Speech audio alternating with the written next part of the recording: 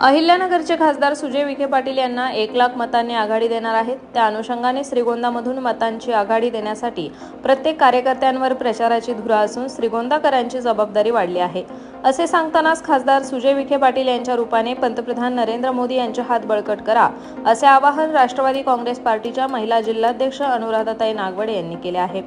नागवडेताई यांनी पुढे बोलताना सांगितले की पंतप्रधान नरेंद्र मोदी यांच्या नेतृत्वाखाली केंद्र सरकारने तर मुख्यमंत्री एकनाथ शिंदे, उपमुख्यमंत्री देवेंद्र फडणवीस आणि उपमुख्यमंत्री आमचे नेते अजित पवार यांच्या राज्य सरकारने चांगले काम केले आहे, लोककल्याणकारी कार्य करत आहे। खासदार विखे यांनी लोकसभेचा सदस्य म्हणून लोकांना अपेक्षित विविध कामे केली आहेत। रस्त्यांचे अनेक प्रश्न खासदार सुजय विखे पाटील यांनी मार्गी लावले आहेत।